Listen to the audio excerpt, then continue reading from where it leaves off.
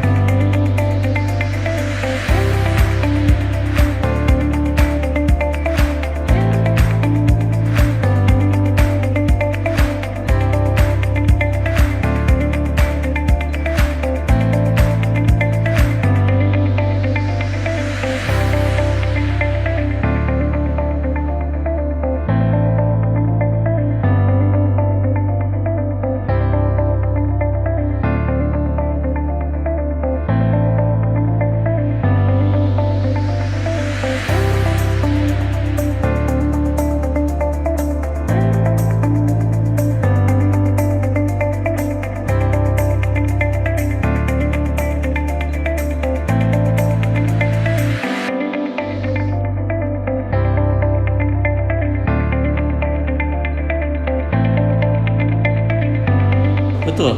Jadi ini beroperasinya mulai jam 7 pagi sampai jam 4 sore.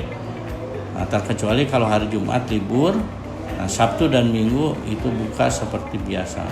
Nah, kita bisa optimalkan ketika nanti misalnya kita bisa memanfaatkan limbah-limbah yang lain. Kalau misalnya bahannya ada, ini bisa bekerja sampai mungkin bukan hanya sampai dari pagi sampai jam 4 sore, tapi jam 4 sore juga bisa sampai jam 8 malam misalnya.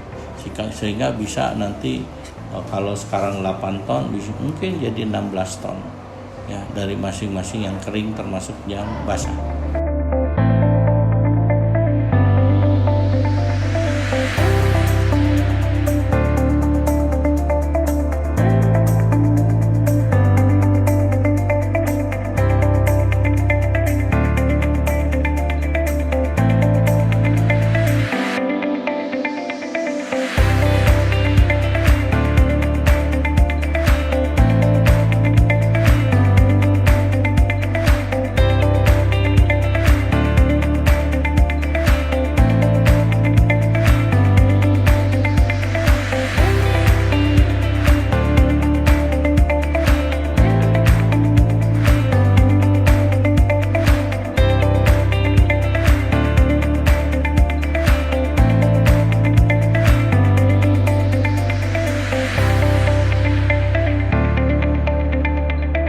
Baik, terima kasih. Jadi ini untuk di Indonesia barangkali ini yang pertama di mana mesin crushernya berkapasitas cukup besar, termasuk juga screw press.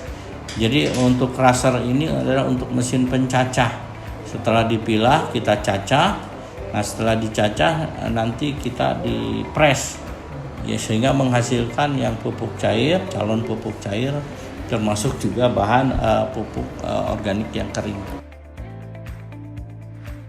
Kekuatan mesinnya memang ini digerakkan oleh elektronik, oleh listrik ya, dan ini cukup besar untuk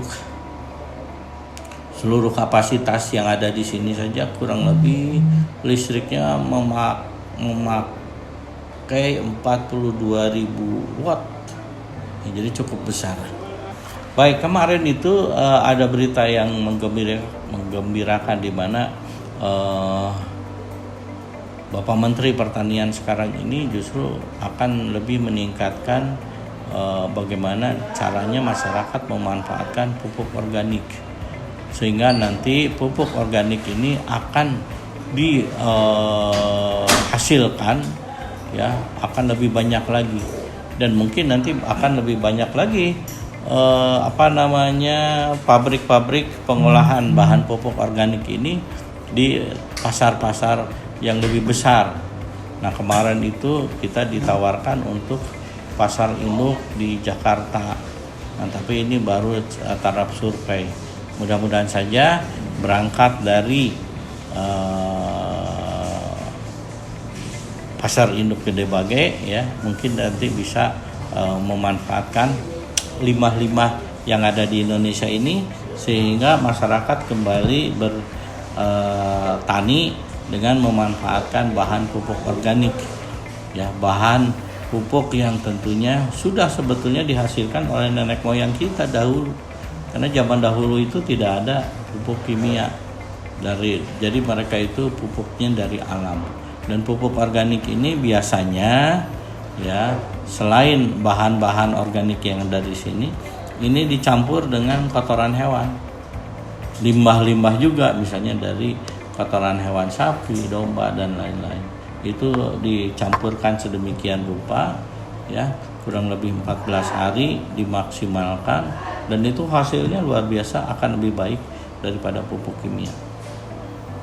Ya, saya kira ini juga terima kasih kepada pemerintah Kota Bandung sudah menginspirasi dengan program Kang Pisman-nya, sehingga masyarakat bisa ikut berpartisipasi membantu pemerintah minimal mengurangi pembuangan sampah ke TPA.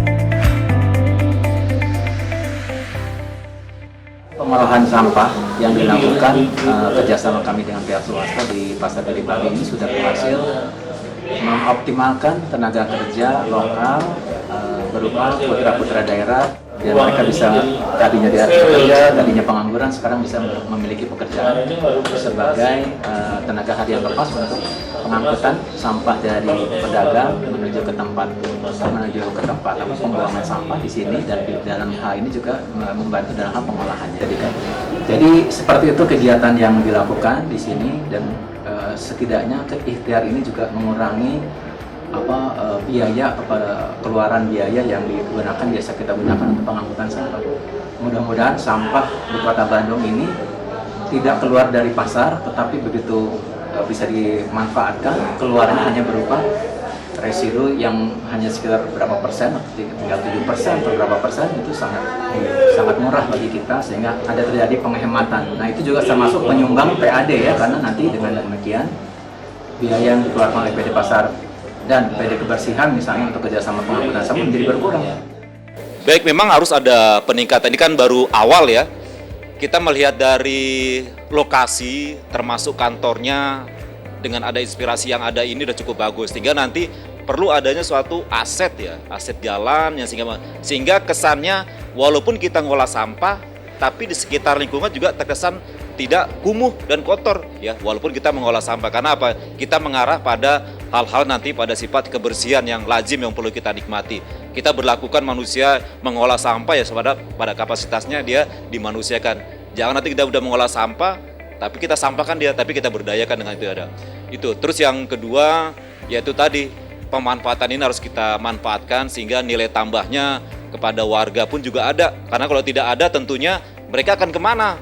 Ya, sebagai proses nilai tambah itu ekonomisnya lah, nah, ada asas dari nilai jualnya pun saya rasa cukup mudah dijangkau oleh warga itu ya. Selaku Kepala Pasar Unit Gede Bage sangat bersyukur sedang dengan keberadaan pengolahan pupuk organik ini membantu khususnya pengurangan sampah organik ya.